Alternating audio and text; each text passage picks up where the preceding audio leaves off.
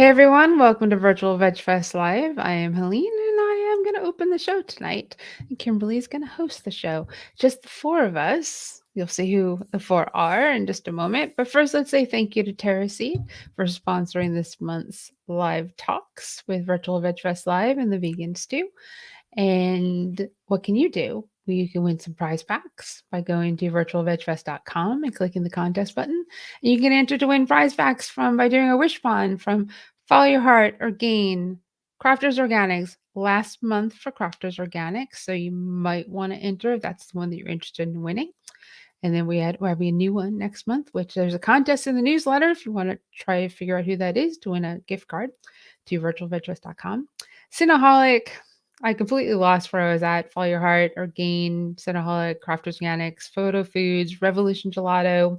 I think I got them all right, Kimberly. I'm pretty sure I got them all. So yeah, she's shaking her head. Yes. So thank you again. Tonight's main topic is going to be about 2022. So if you have any, I guess, resolutions, not a huge fan of that word because it's an all year round thing for me. But what's going to happen in 22? Where is things going to go? What do you want to see? What do we want to see? What do we think is going to happen? It's going to be really a very lively conversation. And of course, remember to go to Virtual Veg Fest on YouTube and hit, not Virtual Veg Fest, sorry, scratch that, The Vegan Stew on YouTube and hit subscribe. You can do that with Virtual Veg Fest too, but go to The Vegan Stew, hit subscribe, hit the little notification button so that when we do go live, you know to come and watch and join in on the fun. So let me bring everybody in. Here we go. Hey, Kimberly from Did You Bring the Hummus? We've got Marla Rose from veganstreet.com. Hello. And we've got the Vegucator. It's Dawn, the Vegucator. Yes. So, and also let's make sure Urban Eats that you know about Urban Eats as well. And you can see the little scroll thing on the bottom. And of course, remember, if you have any questions or comments, put them in the little box and we will definitely address them as we go through our conversation. So, Marla, start us off with current events. Sure. First of all, I was going to mention that little squirrel thing is called a chyron. That is true. Marla's too smart. She's too smart for us. We can't hang with you. No, it's just too much. I'm often referring to those things, and I finally committed it to my memory. That's good. Thanks for the education. Yes. It just sounds like such a lofty word for such a silly thing. Anyway, so the two news stories that kind of popped out to me this week. I'm sure there are many others, but the two that kind of popped out to me were, one, it came to me, I get vegan Google alerts. So when news stories pop up, they come to my email, and I encourage everyone to do it. It's a great way to learn about new stuff. And you can really specify what kind of news items you want. Anyway, it was through Breitbart, the very conservative website, that in England, Oxfordshire, the county councillors in Oxfordshire have tried to commit to their greening goals of reducing their carbon footprint by having their future meals vegan. So it's only 6 meals a year. They only meet like 6 times a year where there's food around. Of course, this is they've gotten a lot of pushback because this is in an area that's pretty farm intensive and rural. So they're getting a lot of people who are getting defensive and angry about it. It's just 6 meals a year. So again, they're just saying, we're saying these things about our goals for our carbon footprint, and this is a way we can achieve it. So anyway, the liberals are in the majority there, so they're able to keep it that way. So anyway, so that was a good story. And then the second one is, it seems like every week I'm coming back with a new nail in the grave that is the fur industry. So Italy has banned fur farming. It will be effective. It's going to take about 6 months. There are something like just 10 fur farms remaining. So those will all be closed once it gets signed off by Parliament. Every other thing has been signed, and it's expected that will pass fine. So that's just more exciting progress happening. And I'm not sure in the United States how that can happen right now. It just seems like everything goes state to state, but we have had a lot of states now banning that kind of thing. So anyway, it's good stuff. That's Well, I great think stuff. it's good. Yeah, even though a lot of states aren't going to do it, we do have Right. companies that are being responsible. So That's because of the way our government is structured, I mean, I think that the individual companies are going to have to step up and keep stepping up. And I think some of them are showing some good signs. So I think That's that's a a really very good positive point. story. That's a really good point. I think a lot of our states, the cities are more progressive, the rural areas are more, holding on to these industries. It can be hard, and a lot of times the government is, centered in the more rural areas, and Those votes are there. You can't vote against the cow farmer because you right, can't get in office. So this is right, right, right, right. it's not in the United States. It's a political matter, and because of the That's voting, the way that we're set up as a democracy, the way our democracy, the way we're set up, and the right. capital. So again, it helps us a lot that we have industries that have a lot of flexibility. And again, we just have to go after the industry owners of capital, owners Right. of businesses. They're who we need to look to here at stateside. Right. We don't need to look to government they give money to these, And we're they have seeing lobby that. groups. So We're definitely they're never seeing going that. to do anything about that. Right. But When that's good. fashion magazines are refusing, are now, officially, that's where you're starting to see the effect of it. It's just, Absolutely. it's kind of the dairy industry of the fashion industry. It's just kind of Right. And also the food. We're getting all this plant-based food, so that's also industry. Purdue's trying all these horrible companies. Well, let me just say, whatever these companies are, they're trying to jump on the gravy train because they're losing profit, right? So we want them all the way off the boat, but in the meantime, jump on, get on, right. and they're doing it. So they're Right. trying to get part of that 80 trillion or whatever that was, that ridiculous number from last week. All that 80 trillion, 80 billion, some ridiculous Right. number. That's thankfully is in the plant-based side. So it's really working. So again, we need to continue to work on our businesses. So I'm sorry, Kimberly, I'm just chatting away. No, that's good. I mean, I totally agree with you. That's the way it's happening now. That's where we have the most influence right now. So, politics is always far slow moving compared to other avenues of creating change. It takes a long time for political change to often manifest. So this is a good way to see. Well, medical doctors are still doing scurvy at the medical school. There's scurvy. They're still teaching scurvy. Nobody has a pirate ship.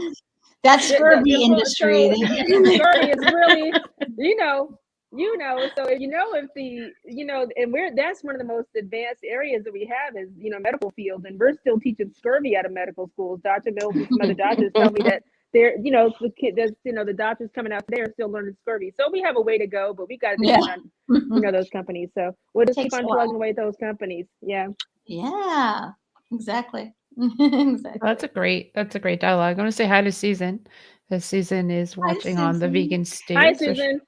Hi, Dawn. Hi, Diane. Also, hi, Diane. Yeah, hi, Diane. Thank you for joining us. So, Benny. Dawn, do you want to talk about? Oh, hey, Benny. Hey, Benny. Where'd Benny come from? Oh, who was that? Hi, whoever that was. I saw a blip. Oh, sorry, it was too fast. I love Benny. Hi, Benny. I don't even see Benny in my comments. The second That's Benny. So weird. All right, and then Benny I've ever known. The other Benny is Benny Hill. We said hi, but there's her comment. And then we've got one from Deborah, too. Melbourne, Deborah. Australia, the third fastest growing vegan country in the world. That's amazing. Hi, Deborah. It's so weird that I don't see those comments, but you see them. Oh, weird. Yeah, and then we've got one from Richard. Hi, Richard. Hey, Richard. We love when Richard. Scurvy, but right. Richard's like he's like teach scurvy, but not nutrition. Yeah, just in case you want to take up pirating without any vitamin C. Yeah, when they just get those ships back out there in the water. That's awesome. All right, so maybe we can get some stuff delivered. With the ships, and get some pirates back out there. Yeah. Don, do you want to? I'm sorry. I'm sorry. Don, do you want to talk about? Yeah. Do you want to talk about? I'm so excited. Go ahead. I'll mention it. I have my good friend, and you met him. He's like a brother to me. Helene met him at the expo last week.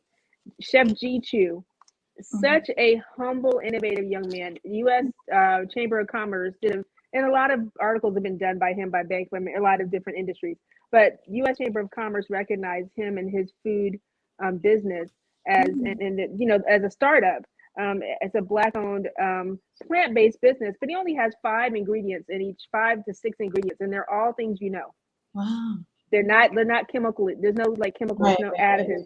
And you can attest to that, Helene. I'm sure you saw the packaging at the event. This company's called Something Better Foods, and the U.S. Chamber of Commerce did a article on him called "How This Vegan Entrepreneur's Mission to Bring Vegan Black Cuisine to the Masses Reaches Whole Foods Shelves." So he's been in Whole Foods for a few years, but they're finally catching up with him, and they're talking about it. He's in Northern California Whole Foods, state of Washington, and actually across, and he's also in Wegmans. But they did this feature on why flavor mattered and him growing up in Southern Maryland and how important this 20-year start. People always think people are a startup. If you've been working on it 20 years, you're not really a startup. You're a person of mission and passion and purpose. So this article did a great job, U.S. Chamber of Commerce, highlighting his story that started in Southern Maryland, eating a lot of very unhealthy soul food, and which is really a slave diet, which is another show. But he moved that and changed that. His dad was a sharecropper. He moved that all the way to him now being an owner of he's a manufacturer, a chef, and a producer of product versus just being a consumer. And he has no plans of selling, selling it. He's planning to build a legacy for his family. So we just wanted to mention what Chef G.W. Chu, he's just an awesome young man. It's Something Better Foods is the name of his company. And he's got, and I don't really advocate for the processed food. Okay, Marla's got to go get our friend. But I don't really advocate for the frozen product because sometimes they're highly processed, but his is uniquely not highly processed. It's not filled with a lot of additives. What are some of the ingredients? Real deal. That's a great question. I wish I had chickpeas, grains, whole grains, chickpeas, and he has like 5 ingredients. And he has a texturization process that he say that 5 times fast. A texturization process that he mastered, and it took him about 12 years, 13 years to get that figured out. The texturization process is what makes his product unique, not the number of ingredients. Go check out Something Better Foods. He's out in Oakland, and he had a restaurant called the Veg Hut that's pretty famous, and he got featured in on some vegan stuff. I'll send it to you guys. Is his website Eat Better Chew? Eat Better Chew? Something better foods. Is his name Chef? No, his website is Better Chew. BetterChew.com. Okay, yeah, I think that's the one that I posted it on the side there. Better Chew. BetterChew.com. Okay. And he's just a really cool guy. He's a great chef too. He's a talented guy. So shout out to Chef Chu. Right. Do people find it like? Is it in frozen? Is it refrigerated? Yeah, it's right in the frozen section, and it's in Whole Foods in the frozen section, and but it's only in California and state of Washington, which of course the show reaches. And he's also in Wegmans, and he's also on that GTFOH. Have you all heard of that website? You know what that is. Yeah. GTFOHisvegan.com website, and he's on there too. And again, because it's just a way of him bringing that Black and brown community into something that's flavorful. It's fried chicken, it's shredded steak, but it doesn't have all those additives in it. It's not heavily processed. So I'm very proud of him. Amazing. So I'm excited for him to get this. He deserves this shout out. They should have done this a long time ago. But fantastic.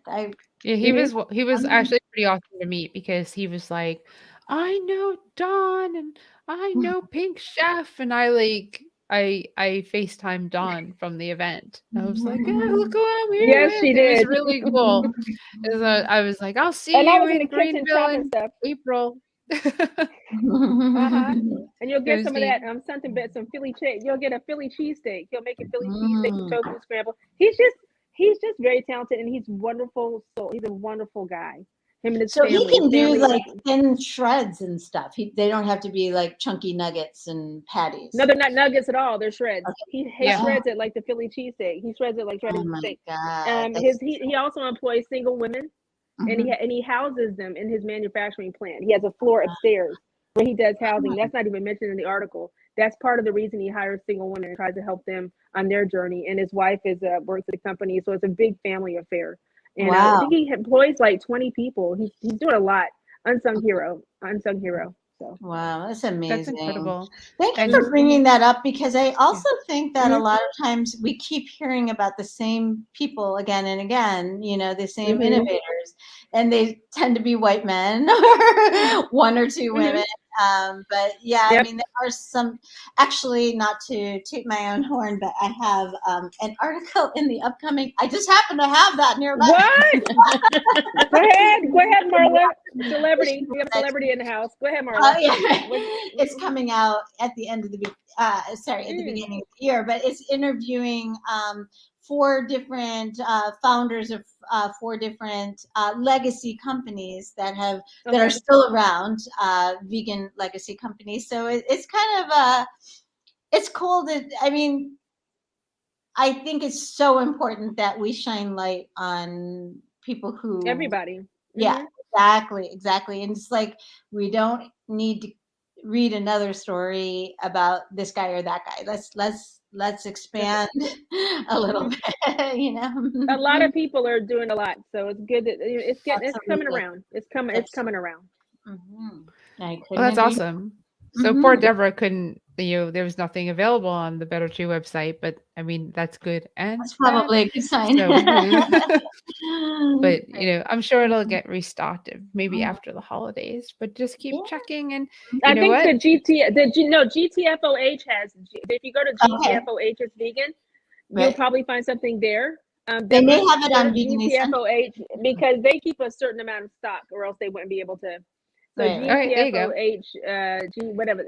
Check there, Deborah. Get the F out. It's vegan, in that Dawn doesn't want to say right now, and I didn't use the curse word. So there you go. Yeah. All right. So this is a great. I'm rubbing off. Go ahead, Marla. I was just saying, there's another kind of essentials vegan place called No Pig Neva. I think it's what it's called. Right? Is that No Pig? Yeah, they advertise in and it's called NEVAH, I believe. So anyway, that's another possibility to look at. So I'm hungry now. Okay. I gotta go. I came into this hungry. If that makes sense. So it's a great segue. We're coming up on the holidays, and we're gonna head into a conversation about 2022. And you know what? Some of you may think, I just need to eat this food in 2022 because that's probably going to be the soonest you can get it.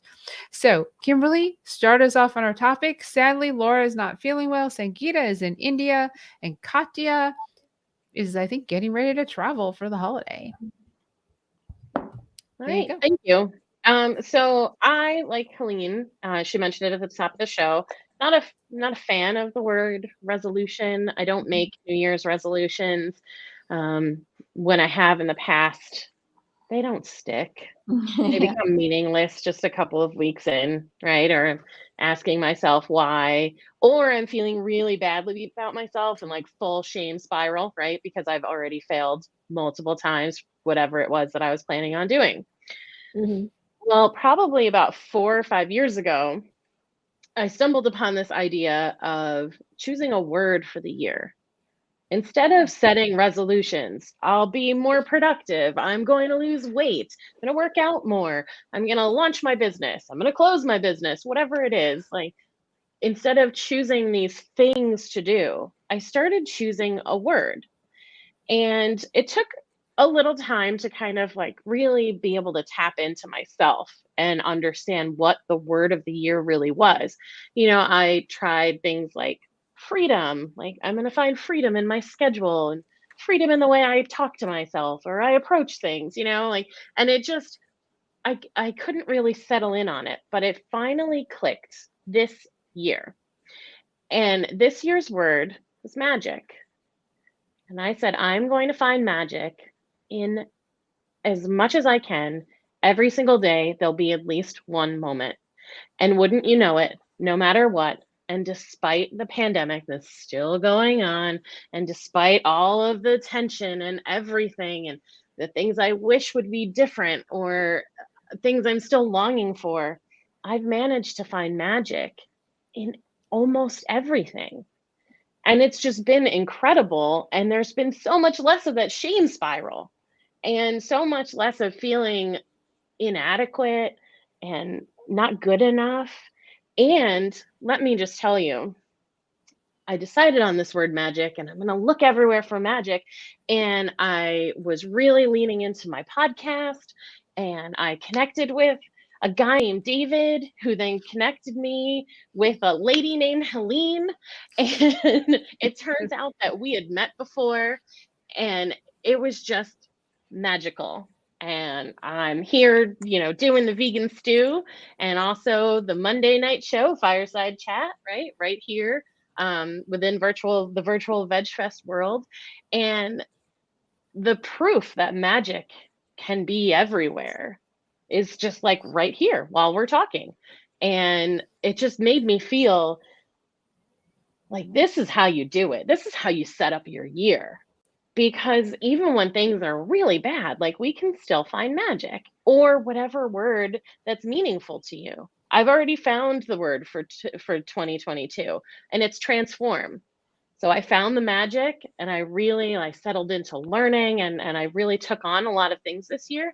And 2022 is going to be about transformation. So who's got thoughts about that? I love that. It just makes me love you even more. I just love that. No, I made tears to my eyes. So I think that's a beautiful way to approach the resolutions idea. Is everybody crying except for me? I'm terrible. Marla, are you crying? I might be. I'm not Marla, crying. I already know Helene is crying. I thought you were rubbing. I was like, Kimberly, you get that right tears over here. Crying. So, he's crying. but I think that's a great way to approach it. As 80% of Americans by February have 50% of Americans do the thing. So the other 50% are like, nah, we're not going to do it because I'm not going to stick with it. But 80% of those 50 by February have abandoned it, like you said. So a word is such a great idea and another way to approach it. But I still think there's action. You took intentional action with your magic trick journey. You took intentional action that led you to Helene, where you had been before. So it's a word, but there still is action, but it's not the pressure. Right, exactly. So you're just minus the pressure. There's still action, because you're finding something. So if you find something, you have to go on a journey of some type. You have to go on some kind of quest. So I think that's a beautiful way to approach it, because if you're thinking of quest, because now you have a why. You want to find magic because you want it to make you feel happy. You want it to make you, just like people want to find help. So it's a great way to approach it. It takes the pressure off, but it still gives you a why goal versus weight loss or something very specific that has bullet points. This is more a journey, much more a journey. So that's a beautiful way to approach it. And I think if people could think, so I'll have to come up with a word for the year. Now you made me do it. So I don't know. Community health. Community, but that's not the word. See, that's me doing action. But go ahead, Marla, what do you have? You're brainstorming. Yeah, sit with it. Come up with it right away. I'll think about it. Let me let it marinate. Yeah. Yeah, I think the thing is that the word has to really just feel right, just settle really right in your heart. I was gonna say it's kind of interesting, Kimberly, because I heard a guest on a podcast maybe a month or two it's been a couple months now, where he has been keeping a journal and actually published a book eventually on every day finding a delight, finding something to delight in.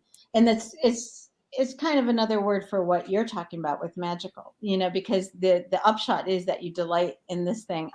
So whether it's a tree, like what it does is it forces you to see things and notice things that you normally just kind of walk past, so like one of the upshots for me is I started really kind of noticing the trees around me more and becoming more and more curious about what their names are. And, what's that tree in front of our house? I just call it a maple. Well, it's a Freeman's maple. Not that it really matters but it's nice to have that knowledge. So I got a naturalist app so I can kind of look up different plants and flora. And but anyway, the point is just that like every day since I heard this interview, I have been looking for a daily delight. And there's something about the intentionality of that creates more magic and more delights into your life. It just kind of, you're open to it. Whereas in the past, you might have just kept walking. Now I'm noticing, way more. So anyway, it's a very nice practice.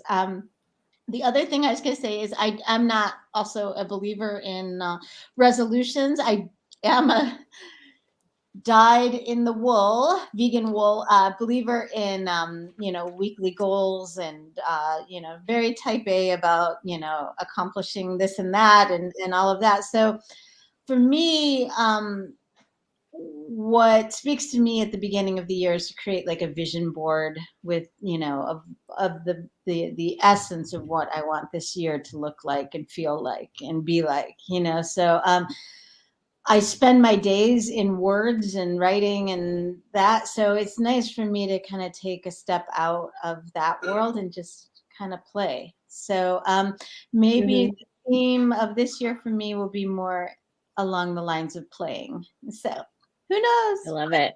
Anyway. Yeah, that's incredibly important that you take time every day for you. That's the biggest piece of advice I can give to anybody is every single day. I mean, every single day you need to take time for you. And I don't mean like eating and like don't work while you're eating. I don't mean like your meals. I mean, if I roll around with the dogs, I sit on the porch and play my games on my phone with all the animals out there with me, typically with the dog on my lap. And just something for you.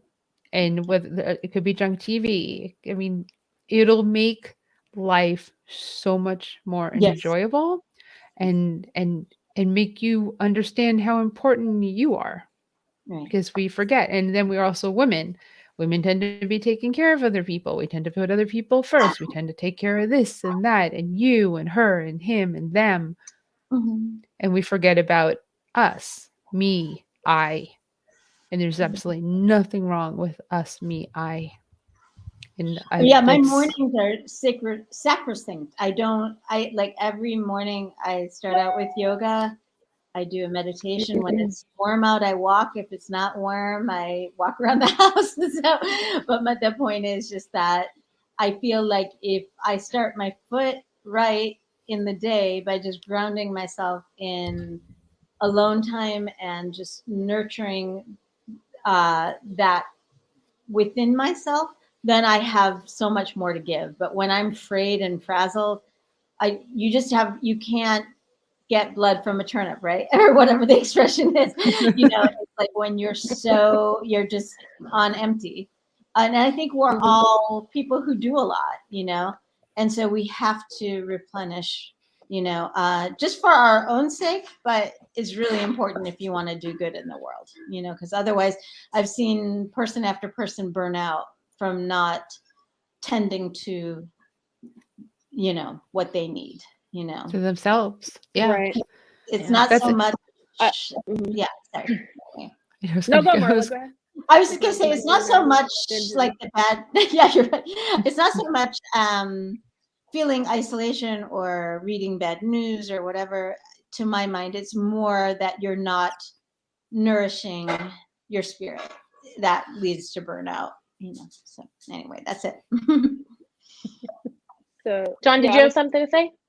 Yeah, I was gonna say, so I'm gonna do what I tend to be a habit of doing. I'm gonna play the other side of this, because there are 50% of people, and this is not, I'm not one of them, because I actually don't do the resolutions either.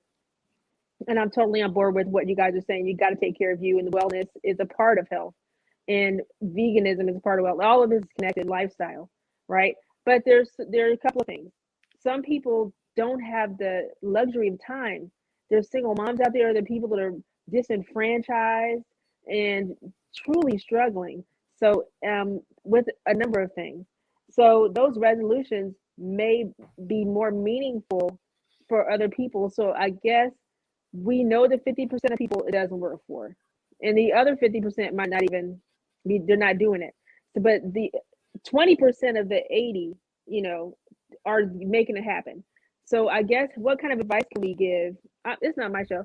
Okay, it's your Kimberly. But I wonder what kind of advice we could give for those who it does work for. Because again, Marla does goal setting. I'm a goal setter. I don't do the resolutions because I do something every day. I have index cards and I do stuff every day, checklists, which I think this group is probably like that. What can we do? I guess I'm going to pull it back to a little bit of health. How do we kind of, because a lot of people that tune in with me and mine are looking for health. What can we do to get people on a vegan journey starting out in the new year that doesn't feel like it's going to fail in February? And you may have been coming to that, Kimberly. So I'm just kind of trying to circle it back around into that. Yeah, that's a great question. Go ahead, Marla. Mm-hmm. From what I've read, I've done some research on goal setting and what makes them stick in the past. So it's not fully in my brain right now, but I do know that the more specific you can get tends to be more helpful.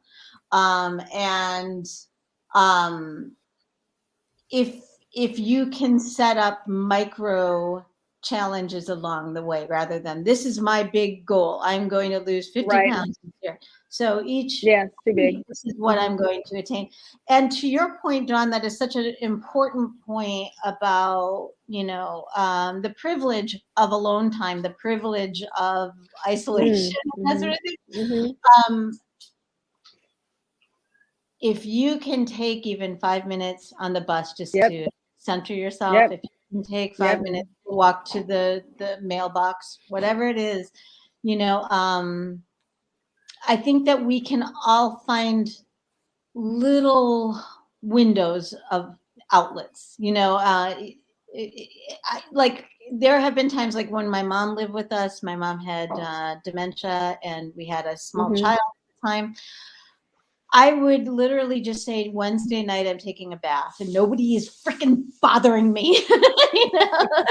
There will be no knock on the door. There will be no cats clawing at the door, and so it's kind of like you have to prioritize the time, and just really look at it and just say, okay, Wednesday night, I'm going to have, an hour where I'm just tending to myself, so you kind of do have to look at it like that. And then I think when you do, you'll start to see that there are these little pockets here and there where you can carve out a little time, but yeah, I mean, at the beginning, at least it's just not very practical for people, especially like sandwich generation people or people working odd hours or single parents. And but yeah, I mean, we can all find something.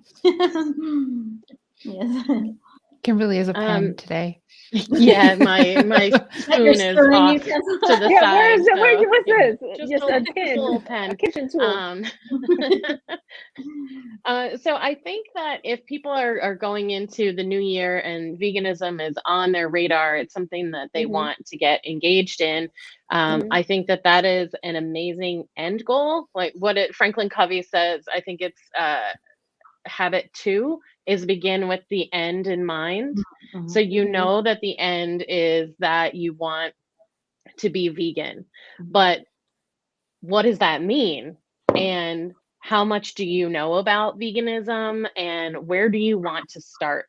So it can be very big and very overwhelming, but you don't have to do it all on January 1st. Right. You can pick something and start there. So if you're looking, if the food is where you want to make that change first, you're doing it, to kick off health, and then you'll bring in the other aspects of veganism as you learn.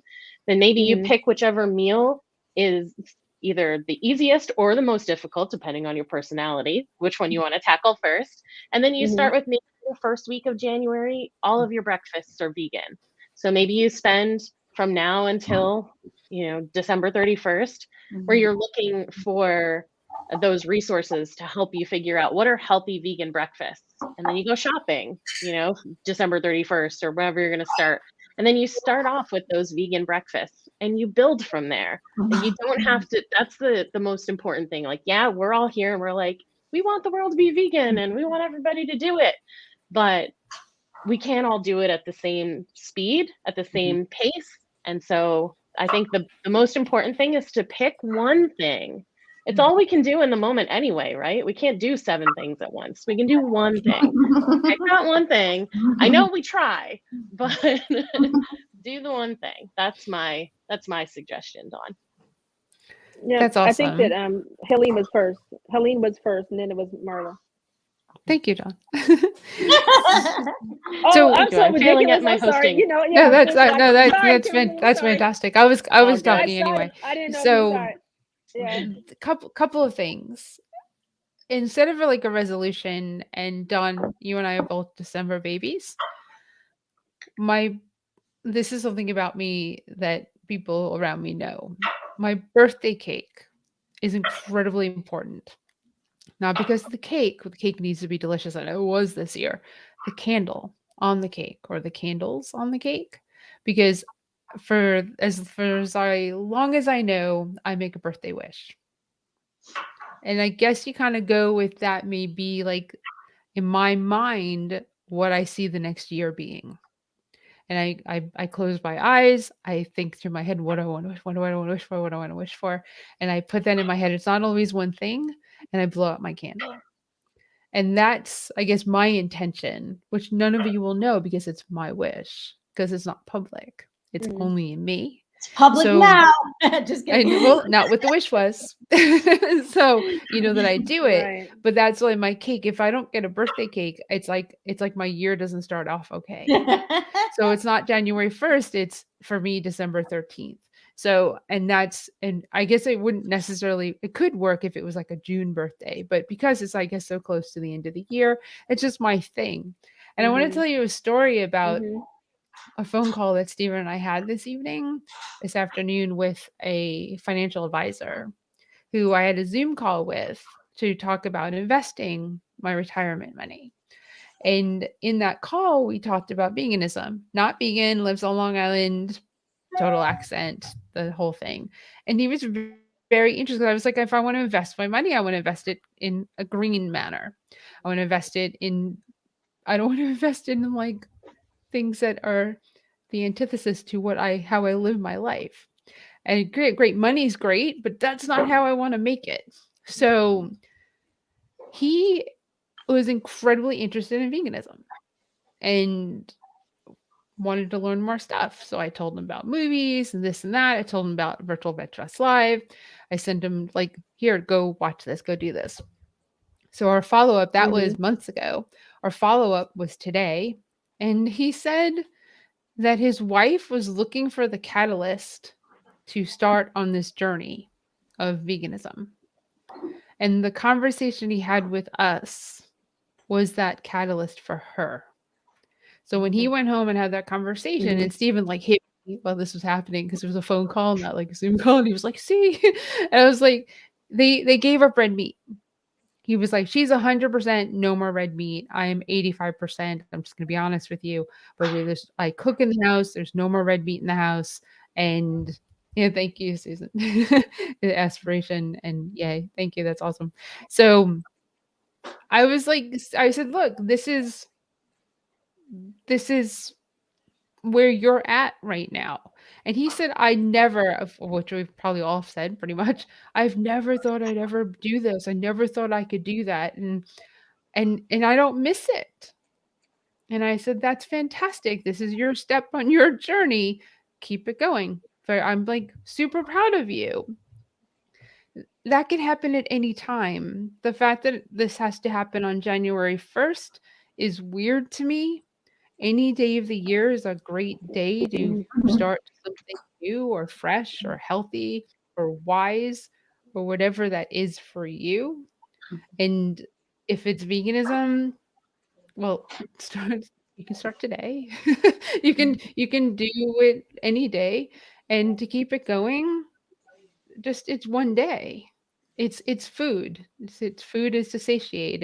I love food, and it's I follow our social media, you'll know, like, we enjoy it, but, however, it's still food, and you can if you switch out a meal to being vegan, if you do meatless Mondays, if you, I don't know, go to Plant Pure Nation and do their Kickstart, that might be a great way to that's a great talking about if you need the help and you want, like, someone to, like, kinda make the food for you, Plant Pure Nation is a great, great option, because it's reasonably priced. The food is made by the Campbells, Nelson and Kim Campbell, which is Dr. T. Colin Campbell's son and daughter-in-law. And, Plant Pure Nation is a nonprofit and a for-profit company, and they have a Kickstart, like a 21-day Kickstart, where they'll send you the food, and you can eat that and be on your way to being healthier, if that's your thing, So I see. Who wants to go? I was just going to say that I think a few things okay.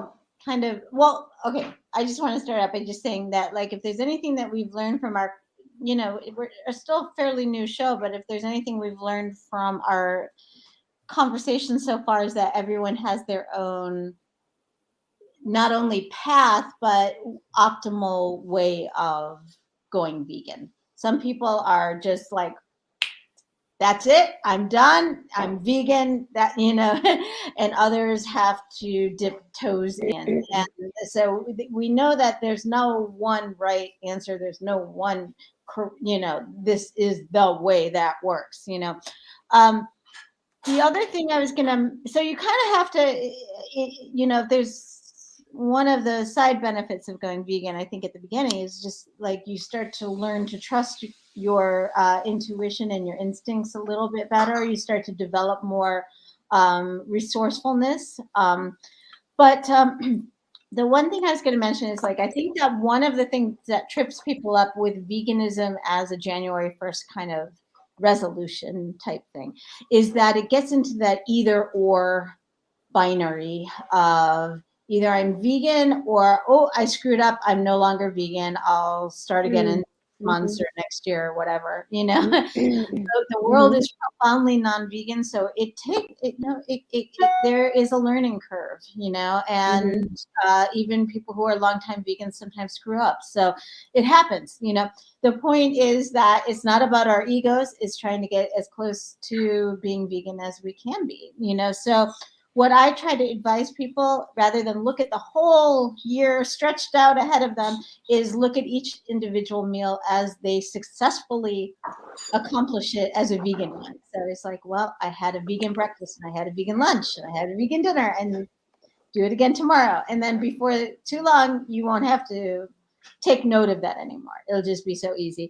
The other thing I was going to say is not only, Kimberly, to your point of, you can work on your food first, then you can work on your wardrobe next, or you can work on breakfast. I think that's just such good advice. The other thing I was going to just add to that is you can look at it also in terms of, today my challenge or my goal, or however you want to phrase it, is I'm going to join a local vegan community, Facebook group, or I'm going to for a 21-day challenge, or I'm going to do this. So, like, you can set yourself up for success through these other avenues as well, of just like, how can you create more support for your vegan choice? It's just so anyway, on that note, I'm going to leave that, but I'm going to say that Vegan Street, we have a guide for new vegans that we frequently update. It's free on our website, and I'm just posting the link there. So that's all. Excellent. Awesome. So I was just going to chime in, Kimberly, on that one. Yeah, go ahead. There are a couple of things that stood out to me. If you don't have the why, for those people, if you don't have the why, if your why, I'm going to lose weight, and again, that big picture thing doesn't work, just based on what Marla was saying, that micro gets better because you're more specific, and even to what you were saying, making it, this sub goal. But as educators, which is kind of, we're all educators, we have to be very clear on the health benefit. We know the environment, this particular group, we know the environmental impacts and the animal impacts. But for most of the people a majority of people are doing it for their health. And I say some of them don't have a lot of time, because some of the people are in disease. Some of them have heart disease or cancer. And literally every bite they're taking is exacerbating their disease state. So I think that we've got to be more intentional as educators, vegans who are, caring about our neighbors and our friends in our community. We've got to be better grounded in education about health. I don't know that vegans, we're very good at telling people about the animal rights, and we're very good at talking about climate change, but we're not and there's so much information out there. You mentioned Plant-Based Nation, you mentioned Vegan Street, we all know it, but we have to, get people where they live. And a lot of people are very self-concerned. So if you're self-concerned, your health concerns should be of primary importance. Right. So we've got to be better educators. I think in 2022, I think vegans need to be better educators, and we've got to lead with education, because people are generally selfish and they want to live a long time. They don't really care about the cow right away. I care about the cow right away. The chicken truck made me cry, but nobody really cared about that. I was just sympathetic. But pre-vegan, I would still 2 weeks later go back, if I didn't see the truck, go back and eat the chicken, which is terrible because I didn't see it. It had no face in the store. So how do we need to be better educators. And I feel like there's a lot of pressure on us to do that. I think that we have a lot of responsibility about our community's health. So I'm really passionate about that. And I think the more we can promote that, the better impact we'll have on people doing sustained veganism. Those are awesome. Such great points. One of the things I was going to say is about the health aspect is a lot of people come to veganism when they're in the middle, when they've just gotten some news that they're either in or about to be in a health crisis. So we really need to be empathetic and kind, because a lot of people have stress with that. I've been giving a lot of thought lately to I won't spend too much time on it, but just to an early educator of mine who was actually a very bad teacher. It had nothing to do with veganism. It was in college, but he scared me off the topic because and it was something I was very passionate about, but because his approach was so abrasive and so counter to how I learn, that I just walked away from the whole subject. That again was I love. So I do think that exposure to educators who do not necessarily have people skills or are looking at the people they are talking to as marks, like I'm gonna veganize that guy, I'm gonna veganize that, people can tell, I get it. You know what I mean? So I think that to your point, Don, while we're becoming more well-rounded educators and more versed in these different things that influence people, we've got to also highlight within ourselves, how can we better communicate? How can we be kind? How can we listen? You know what I'm saying? Because wrong, at critical junctures, if we are exposed to someone who is maybe a good educator for one kind of personality, but a bad educator for your kind of temperament. Right. Right. That can be everything gone. You know what I mean? So, yeah, not sure what to say about that other than it's just something we all, I feel like I'm always trying to work on that myself, you know? Yeah. There's so many people in our families though. Like we see, so I don't know, because I'm such my personality is a little bit forward. So I fit when I go into the community, I'm like everybody's auntie. I mean, my personality is a good fit there. But when I go to when I go to a hospital system, let's say, and I'm doing a cooking demo, I don't bring that with me. I do the benefits of a plant-based lifestyle, and then I have a whole different kind of conversation. But it's because I do it all the time. You just have to wear different hats. You're a chameleon. And I understand. Yeah, you have to be if you're really trying to help people. Right. Yeah. And you're really trying to help the animals. Right. Mm-hmm. You're meeting the audience. The audience isn't meeting you. You're trying to, find how you can be of most benefit to these particular people, rather than, I know you're all animal rights activists here at this hospital.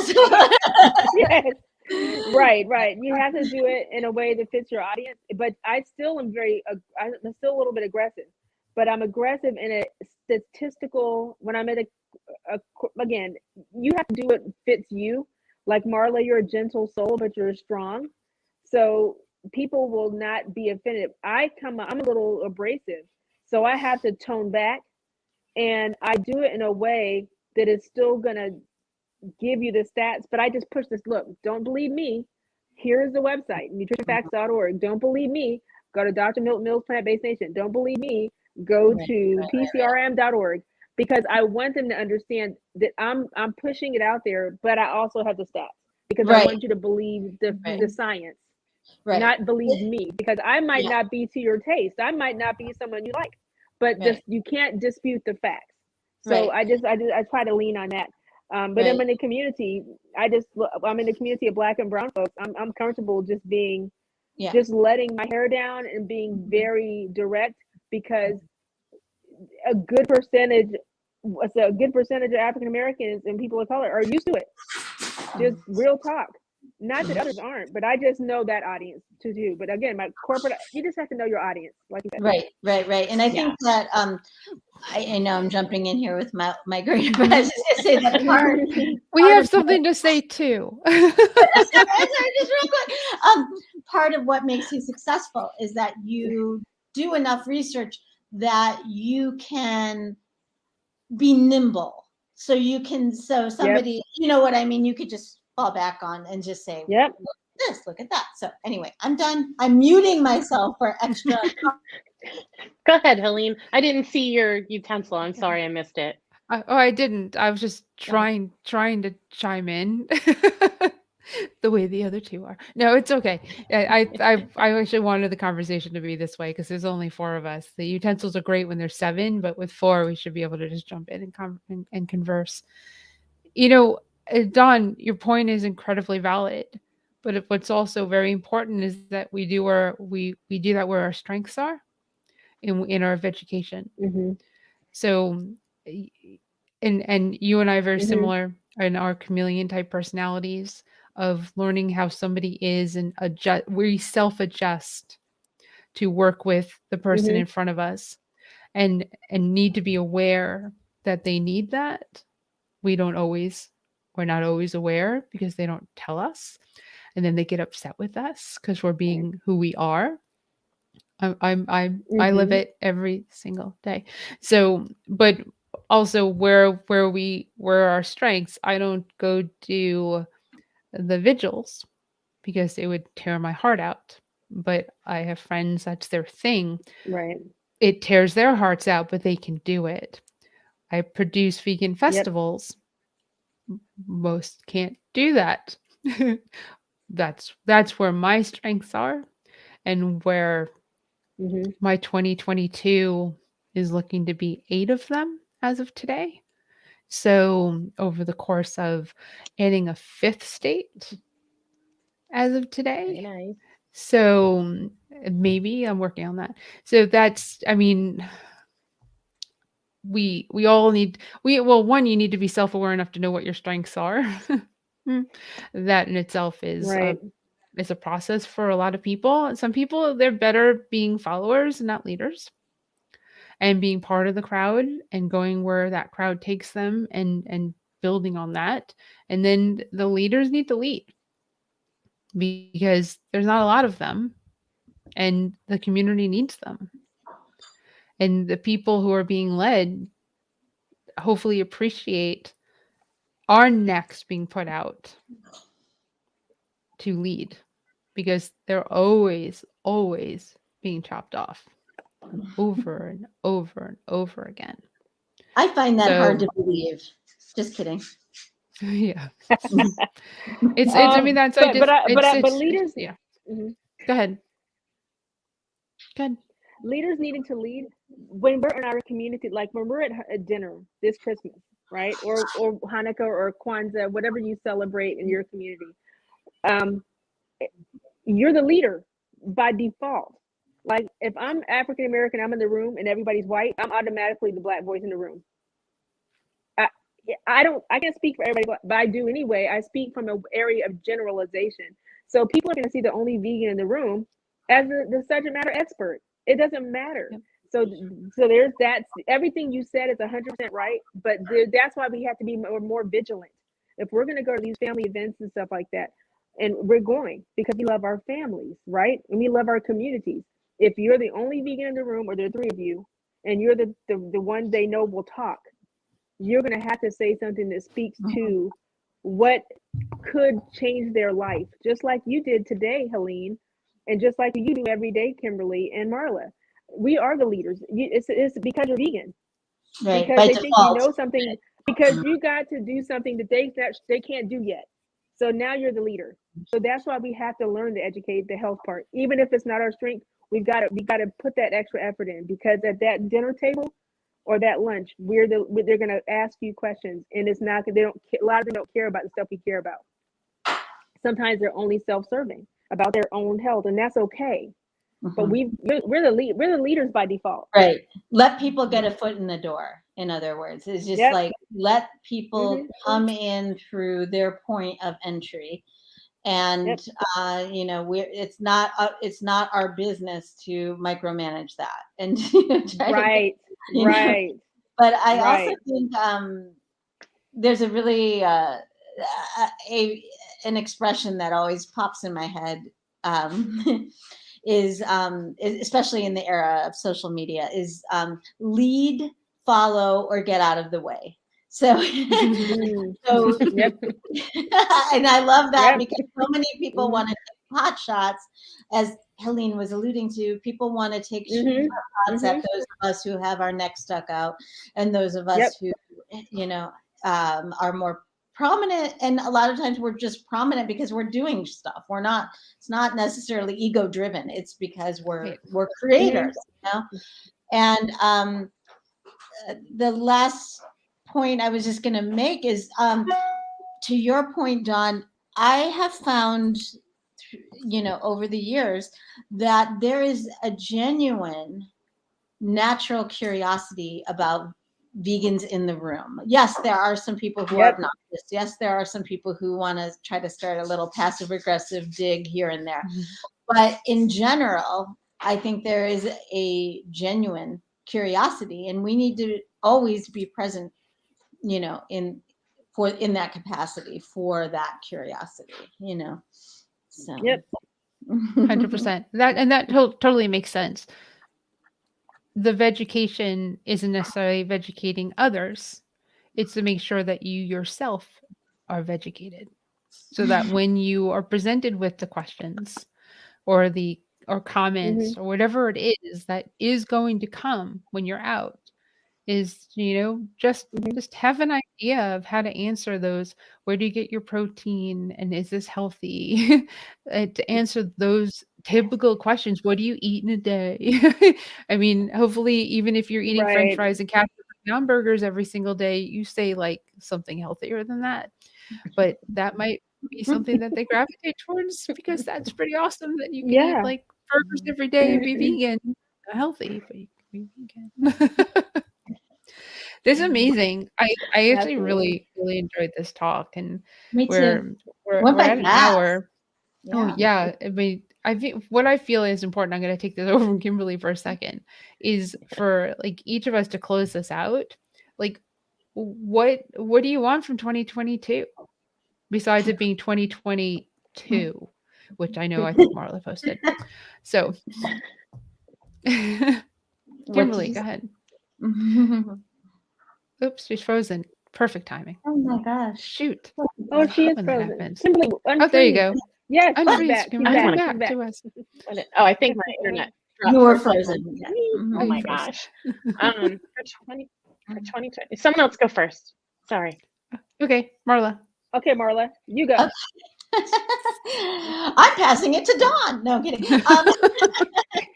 I just, honestly, I want is I guess the flower child in me. I want more peace, more love, more understanding, more compassion, more understanding, more compassion, more peace, more love, more forgiveness. I just want more of the good things. I think, this last couple of years, I don't know if you guys have noticed, there's stuff that's been going on. But I think many of us are stretched beyond the limit. And I think, if we can all just take a deep breath and we can be present with one another and we can forgive one another, if we can forgive ourselves, if we can love each other and love ourselves, that's what I'm here for. So I'm here for 2022. That's it. Dawn? So I want to continue vegecating, and I want to vegetate. I want to be the trainer. I want to rotate that into the urban eats ethos, to train the trainer, because I think especially when going to Black and Brown communities or BIPOC communities, I want to be able to arm more people, because I can't be everywhere and everybody brown can't, everybody, we all are in this together. So I want to be able to say, here, this is how you go talk at the Baptist church. Don't do that, Richard. Don't do that. Change it up. Everybody knows how to talk at the health system, but not everybody knows how to talk in the neighborhoods, in the various neighborhoods, not just Black and brown, the entire diaspora of diversity we have in America. So I just want to be a better vegan as far as educating other vegans, because I think that's critical, so we can send an army of influencers out that are really going to save people's lives. And in doing so, they're going to save the planet and the animals by default. So that's basically, and then finish the other book, but who cares about the book? I really want the first one. I don't care about the book. The other book will come out. I don't care. That's awesome. I mean, seriously, both of you so far. I feel that I pretty much want for 2022 what I want for every year. I want health and happiness for everybody, kindness. And it seems about this time of year, I kind of go into my wow, 2022 or next year is coming. And I just want to keep building a vegan empire, which keeps expanding. And pretty much kill myself doing it. But it's a great cause and reason to live and do and make a difference, and keep being able to lay my head down every night on my pillow knowing that I did right that day. So there go my dogs. Kimberly? Well, while Marla was talking, one of my cats, she's up on the cat tree where I can see her, and Marla was talking and Daisy stood up and she did like a big Halloween cat, and we made eye contact. And so in 2022, I definitely want more presence, and I hope that others look to be present in the moment and to just embrace what is and find the magic. But Dawn, I'm right there with you. Sign me up. I'll be your first vegecator. We will do this together. We are building that vegan empire, and between the 4 of us, the 7 of us, with the larger crew, stew crew, we are doing this and we're going to keep doing it. And I am so excited to see how every one of us continues to change the world in 2022. Yeah, I would love to have Dawn do a weekly tip, a Vegucator tip. So start that January. All you have to do 11th. is ask. You always get your way. You always get your way. Helene always gets her way, guys. Just okay, I'm learning that about Helene. You should be Steven. I hear that often. All right. Well, thanks for that. All right, everybody. Yep. We will be back next week and put everyone in the green room, close this out. See you, Kimberly and Marla, Dawn. So thank you once again for watching The Vegan Stew. The Stew crew actually loves you and appreciates your support and your being part of our show. We are back next week with episode 14. I have no clue what the topic is. I go look at it after this and then I set up the show for next week. So whatever it is, it's going to be something probably about closing out the year or something. I don't know, even though we did it this week. So we're back next week, Wednesday, 7 p.m. Eastern Standard Time. Hopefully with more of us, or maybe not, maybe the 4 of us again. But remember to be kind and be good to one another and have a wonderful holiday if you celebrate. If you don't celebrate, take the day and do something for yourself if you can. If you're working, well, I hope you get double, triple, or quadruple overtime or something because it's a holiday. And remember to go to virtualvetras.com and win some prizes by entering a wish pond. And go to The Vegan Stew on YouTube and subscribe because we'd really appreciate that. I guess one of the things that we would love for 2022 as the Stew crew is to grow the Vegan Stew so we can reach more people and vegucate all around the world just by doing this on Wednesday evening. So other than that, have a wonderful, wonderful night and a happy, happy holiday. Bye, everyone.